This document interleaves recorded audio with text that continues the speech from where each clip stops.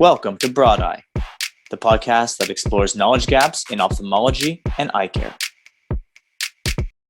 Welcome everyone to another episode of the Broad Eye podcast. Today I have the pleasure of having as a guest Dr. Bradley Farris, another recipient of the Outstanding Humanitarian Service Awards by the American Academy. Professor Farris is also Professor Emeritus at the University of Oklahoma. And then it's an honor to have you here, Dr. Farris. How's it going? Great. Thank you. I'm honored to be here. All right. I'll call you Brad if you don't mind, to make it easier, like as we go along. That would be great. That would be great. Brad, there's so much to talk about, to accomplish so much, again, great honor to have you here, but why don't we start with the man before we go into all the things you've done. So tell us a bit about your training and how did you get where you are today? Sure. Well, I went to University of Oklahoma undergrad and also graduated medical school from the University of Oklahoma. And after medical school, I was very intrigued by the combination of neurology and ophthalmology, how neurologic disease could really affect vision and how trauma affects vision, and very complex and interesting. So I initiated 2 years of neurology residency, followed by 3 years of ophthalmology residency, and then went down to the University of Miami Bascom Palmer Eye Institute for a year of neuro-ophthalmology fellowship. In 1986, I returned to the University of Oklahoma and Dean McGee Eye Institute as a neuro-ophthalmologist in a university-based practice. And since that time, have worked with medical students, residents, and neuro-ophthalmology fellows in teaching and educating about neuro-ophthalmology and basically patient encounters and intriguing diseases. And did that for quite a period of time. And then ultimately, my wife and I have had 3 sons, and we've raised those sons, and they're out of the house. And just from a professional standpoint, we'll get into all of my other work internationally, but ultimately in 2019, I pulled back from daily clinic and surgery and just went to education, teaching, and mission work. And how was it to return to the University of Oklahoma as staff after, done all your training there? It must have been special. Yeah, it was a great need. I mean, the field of neuro-ophthalmology, and I know that's really not ultimately the purpose of what we're talking about today, but the field of neuro-ophthalmology was challenging, and really there weren't many neuro-ophthalmologists in the United States, let alone in the Southwest or in Oklahoma. So I saw that there was a significant need for that type of training, and so that's one of the reasons that I decided to return to Oklahoma instead of other opportunities that I might have had. And it was great. It was, I already knew the system and I knew lots of people here. And so it was kind of easy to integrate and get started in that field of neuro-ophthalmology. Yeah, and you're right? Neuro-ophthalmology, it's not one of those ophthalmology subspecialties that are the most popular ones, I guess, right? No, it was quite rare back then. I think back then it was a little intimidating. Yeah, that's how I would put it. Yeah. I think there were some young medical students and ophthalmology and neurology residents who thought, "Oh, I can't do that." And the answer is, "Oh, yes, you can. It's awesome." And I pursued a surgical neuro-ophthalmology practice, so it wasn't enough for me to diagnose problems with vision. I wanted to do something about it, and so I became a surgical neuro-ophthalmologist. Cool. So yeah, let's dive into the topic that I really want to talk about, which is your work outside the US. And you've done a lot of work in a few countries, but mostly China. So how did it all start? What was your main motivation to just get out there and do all the things you've done? Well, I think the background that we just talked about kind of sets me up, and it's kind of comical because I was so busy in my academic practice and teaching and training and being challenged by such difficult neuro-ophthalmology medical cases, I was not in the least bit interested in leaving that practice and going and doing medical mission work. It was not something I thought I had time for. I thought I was doing enough. And interestingly, around the year 2000, a non-government organization called Heart to Heart International, who had their international offices based in Oklahoma City, had heard about me for whatever reason, and approached me and said, "Hey, we're doing work in Southwest China, and there's a lot of problems with untreatable or treatable blindness that is not being tapped, and they really needed help. And they wondered if I would be interested in going to China and trying to help out that problem." And I said, "Look, I'm not a medical missionary. I've never done that kind of work. I don't have a master's in public health, and I just don't have time for it." And they were very polite and left. And then a week later, they called and said, "Can we talk to you again?" And I was courteous and said, "Sure." After 3 lunches and 3 no's, they finally said, "Can you please just come and look?" And I said, "Look, I'll agree to help you long distance. We'll do telemedicine. We can do all sorts of interesting technological things. Can I just help you there?" And they said, "No, you need to see it." And so I hopped on a plane and went with the team in the spring of 2001 and went to Chengdu and was a guest of the Sichuan People's Provincial Hospital, SPPH there, kind of a state-run hospital instead of a federal hospital. And I was absolutely overwhelmed by the need.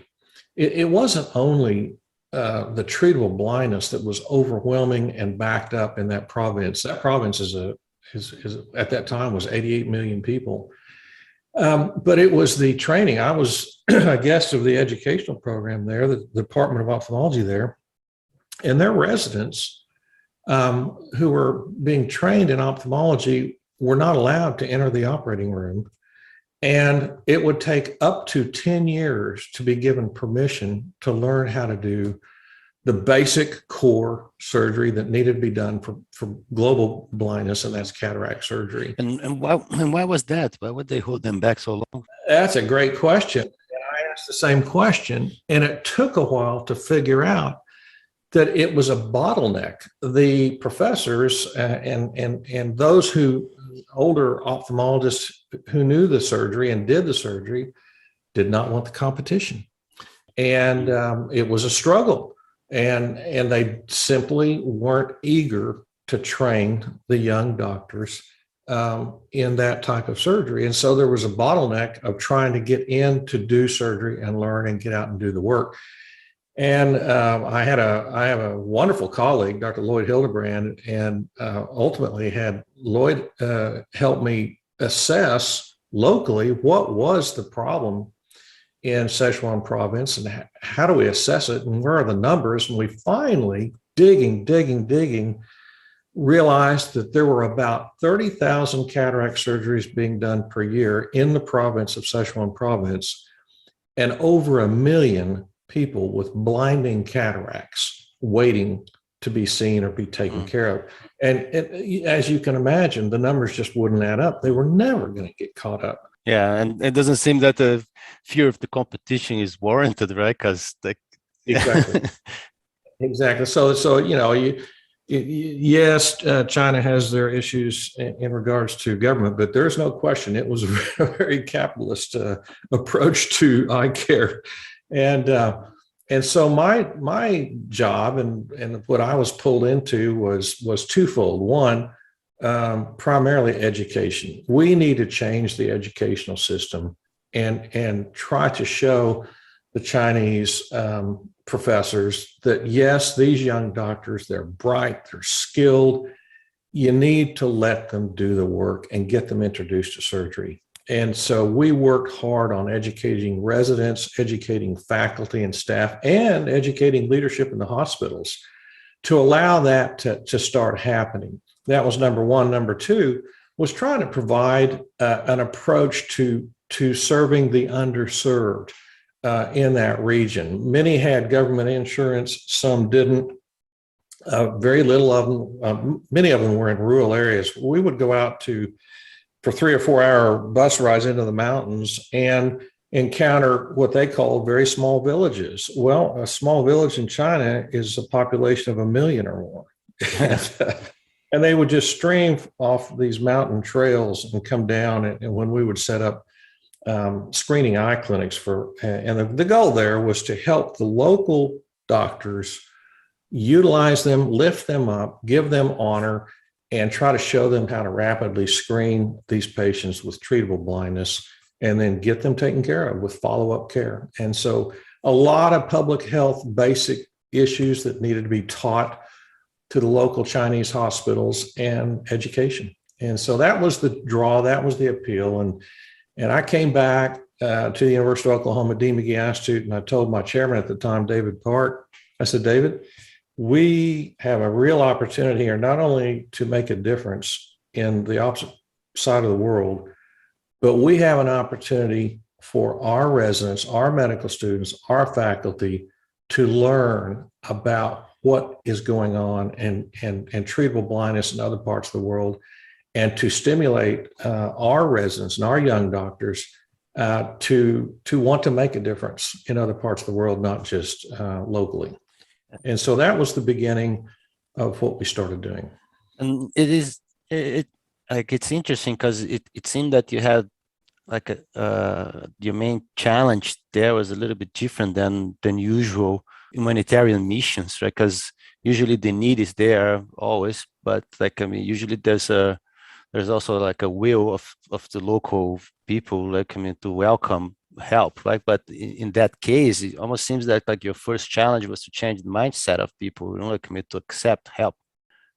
Yeah, that's true. And I think the chairman of ophthalmology at that time in Chengdu, he told me, he said, look, everything you're saying is great, and we agree with what you're saying, but we have others who have come and tried to teach them, they left and they never came back. They said, we don't want to deal with you if that's going to be what you do. Mm-hmm. And that taught me that I don't want to just go and do 500 cataracts in a location and leave and go do something else. That makes me feel good, mm-hmm. but I don't know that it really helps the system.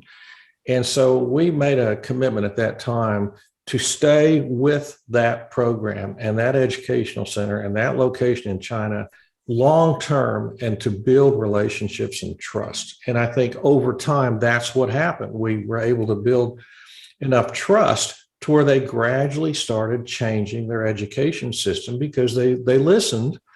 And sometimes they would say, look, there's nothing we can do about this doctor, and I would tell them, look, you've got to make a move. And if you can't get rid of that doctor, then create 3 or 4 more who do want to train and teach. And so eventually the program changed, and we took it from a 10-year wait for an ophthalmology resident to a 3 to 4 wait, which is just about similar in the United States. United States, we get our first-year residents introduced in the operating room in their first year, but really in their second and third years when they learn complicated surgery and how to make a difference for treatable blindness. And now in China, it was certainly in that region, it's 3 to 4 years, which is a wonderful improvement.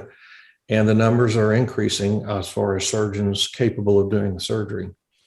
And how is the relationship that has been established between the university in China and the Dean McGee Institute? Is it part of the training program of your residents here, to go there and do some work as well?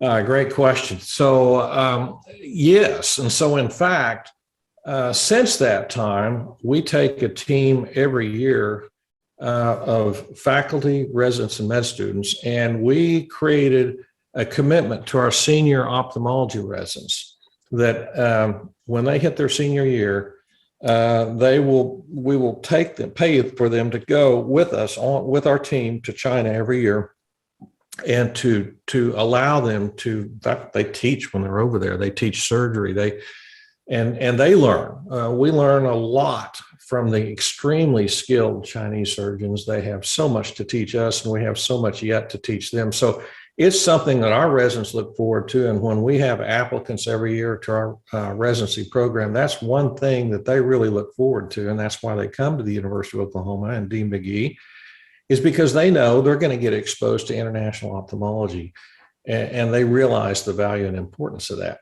And in 2011, we added to that our experience in Africa, and I'm happy to share that with you. I would ask that very soon. So let's roll into that. Yeah. Okay. Well, do you want me to go ahead and share that? Yeah, definitely. So, I mean, you're gonna get to that, but like, was it a similar? I mean, I always like to know the beginnings, like, so like that new program started pretty much the same way as the one in China, or was it? Well, good question. And it actually, it's the totally opposite problem. So in China, we developed that relationship. We built our identity and trust in Sichuan province. And I used to joke to my chairman at Dean McGee that Lloyd Hildebrand and I both joked that we would say, more people in the world know about Dean McGee Eye Institute because of 1 billion people in China than in the United States, because there's so many people there. But we developed that relationship. And then in 2011, the same organization, the NGO that originally introduced us into China, came to us and said, hey, we have contacts in Southern Africa, and we've seen what you've done in China. Could you help us in Africa? There's serious problems there. And at that time in 2011, we were introduced to Swaziland. There was one main ophthalmologist there. His name was Dr. Jonathan Pons. And I happened to have known him through other meetings. And the problem in Swaziland at that time was that HIV was devastating and wiping out a whole generation of young men and women. And by the time we got to Swaziland, 40% of women of childbearing age were HIV positive. And that's a whole different ball game of eye disease and immune compromised patients developing problems that we would see in China. Totally different problem. And there was no medical school, there was no educational process that we could create an educational program and get more surgeons or more eye doctors into Swaziland. They just weren't there. So the problem in Swaziland was trying to come alongside the local ophthalmologist and support him and increase his ability to address subspecialty needs such as corneal disease that we see a lot of problems in with HIV patients or immune compromise, retinal diseases.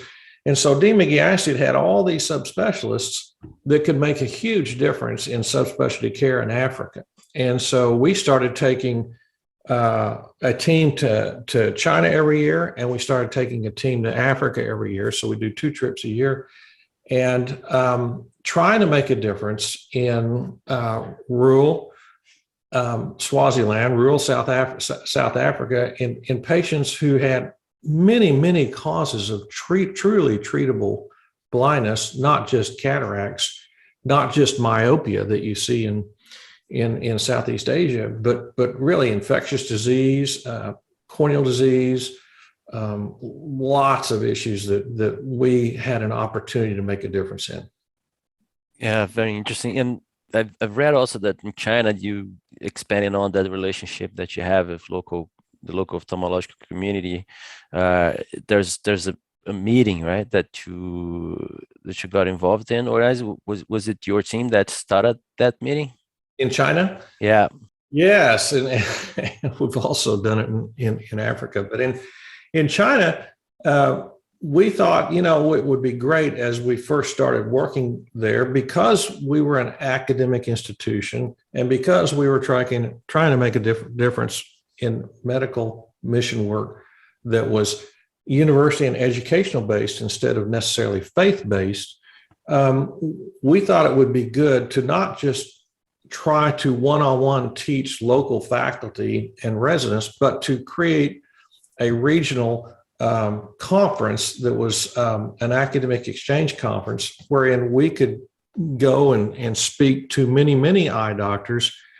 And I think and so it was an international conference of ophthalmology that we started and in Chengdu. And I think the first meeting, there were 30 or 40 doctors locally around Chengdu. And the most recent meeting in 2019 was over 500. And so the meeting slowly grew every year, and more ophthalmologists from all over the country of China came. And it became a true international academic exchange between American ophthalmologists and Chinese ophthalmologists, researchers and clinical surgeons. It was wonderful. And I guess by now you have other ophthalmologists going there as well, not only people from the Dean McGee Institute. Is that right? Absolutely. We have an open invitation, always have had, to other colleagues that we have across the country to come and join us. And early on, we've had several ophthalmologists from California who joined us, who were Chinese American and absolutely wanted to make a difference in what they called mainland China. They were from Taiwan and they wanted to make a difference in their mother country. And so we've utilized that. Dr. Paul Chen and Dr. Yun Liu from the San Francisco area, and they're amazing educators and have a true love for the people as we have developed. I didn't understand the culture, and as I began to understand the culture, I fell in love with the people there. And the same in Africa. The more you work there, the more you develop relationships in the same location over and over again, the more you fall in love with the culture. It's amazing. And Brad, so it's known, right? Like there are places in the world that there is like a big unmet need, in developing countries and emerging countries, and or places that are not so poor, but they're so vast and there's so many people that the need is still there. But it's usually not so obvious is the unmet need in our own backyard, right? And then I also know you've done some work with the unprivileged, like in your own town. And yes, so can we jump into that and sure, put things into perspective? So what exactly was the need, and how did that compare with the other places where you've done this kind of charitable work? Well, it's exciting and it's fun to go into the international field and try to assess the problem, understand the need, try to collect resources, and then start making a difference that is not just a one-time deal, but a long-term difference to the country. And my residents, my medical students, my faculty love doing that. But you know what? That's just maybe 2 or 3 weeks, 4 weeks out of the year. The rest of the year, I didn't want things just to fall and do nothing. I wanted our residents to be impact-minded, to where they make a difference in the world, not only internationally, but back home. We have the same needs here as there are internationally. It's just, you say, well, we've got great medical care here in the United States. Yes, but we also have a large homeless population. We also have people who are coming into the U.S. daily who don't have insurance and don't have Social Security numbers, and therefore they can't be documented, and therefore they don't have any coverage, they don't have money.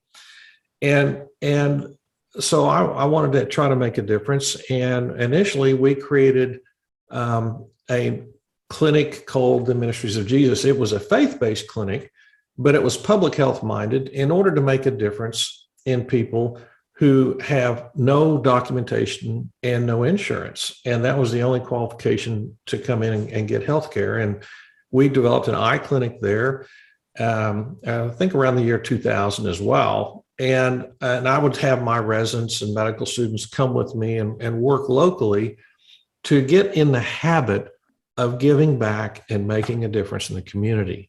Eventually, we developed a small eye clinic that the residents now regulate and operate in a little location close to their residency program, where they can go and they can make a difference in in diabetic retinopathy screening, and patients who have high risk needs with diabetes and hypertension, but have no way of being seen and have no measure. And so the goal there is to try to instill in these young doctors the fact that there's a need here at home as well as a need overseas. And the approach is identical. You try to identify the need, you try to round up resources that are available to you, and you make it known that you're available to make a difference. And you recruit people to work with that. And so it's the same principle, and it's just as exciting and just as rewarding. And talking about resources, like those internal initiatives are internally funded by the Dean McGee Institute, and people work on a volunteer basis, or is there any sort of sponsor? So there are grants that we pursue, and there is available money. You just have to ask. Mm-hmm. You have to learn and look. And yes, it's on a volunteer basis. And so Dean McGee Eye Institute itself takes care of a large population of underserved, but they have to be documented. And that's money that they set aside every year. That's a financial assistance program that makes a huge difference in our community. But there's still a significant percentage of population that's undocumented. And so the resources available are limited. But you know what? It doesn't take much to screen and determine what the problem might be to restore vision. And many times it's just a refraction or a reassurance. But when it does come to a need for surgery or subspecialty care, we have volunteers who fulfill that need. Very cool, Brad. And you're at a point in your career that you've accomplished so much, and I understand that what drives us in our careers might change over the years. And like when we're young, we want to learn, and then we're a bit established. We want to, reach a point where we are financially stable, and then want to leave a legacy. So it changes, and people are driven by different motives. So at this point right now, at your career, what is your main drive? To keep on going? Well, that's a great question. And, part of you says, well, you're near 70, you've put in 40 years of hard work. Let's take a break and just chill. And certainly your body tells you that. But your heart and your mind says, you know what? I still have a desire to make a difference. And so I enjoy still teaching. We have what's called a global ophthalmology fellowship program at Dean McGee, and I still manage that and mentor a young doctor who's completed ophthalmology residency. And then every year we provide the fellowship where they spend 6 months here in the United States, typically right here in the Oklahoma City area around Dean McGee, working on urban and suburban needs of the underserved. The other 6 months, they work overseas, working in China and Africa with our partners. And that's proven to be a very popular fellowship. And so I still manage that.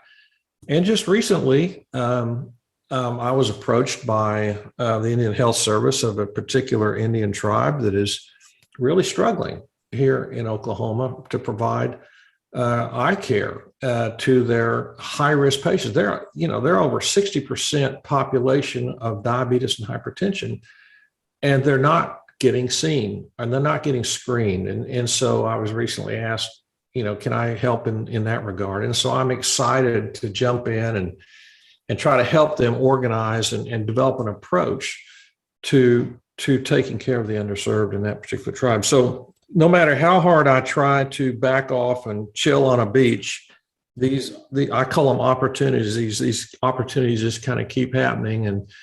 And from my personal faith standpoint, I feel called to make a difference still at this age. And so I'm enjoying it. Yeah, I'm sure you do. From what I know about you, I think, doing what you're doing now would bring yourself a lot more happiness than just laying down on the beach, sipping margaritas. Well, that's relative. It depends on the time of day, but yeah, you're right. I could still do both, right? Yeah, there's a little time for both, probably. So Brad, thank you very much. I want to be mindful of your time. Again, thank you very much for giving a little bit of it to us and sharing what you've done. It's an honor, like to share with someone like you. I hope you enjoy your call, and I'm sure our audience will enjoy as well. Well, thank you very much. I'm honored to be able to share a little bit. And as I say, if you're not having fun doing what you're doing, then you're not doing the right thing. And so thank you very much. That's a great takeaway. So we're going to leave it at that. Thank you, Brett. Okay. Bye-bye. Bye. And that concludes today's episode of the Broad Eye Podcast. If you enjoyed this episode, please be sure to subscribe on your favorite podcast platform. Of course, ratings and reviews are always welcome. And you can certainly share this episode with any of your colleagues or friends who might enjoy it. Thanks for listening.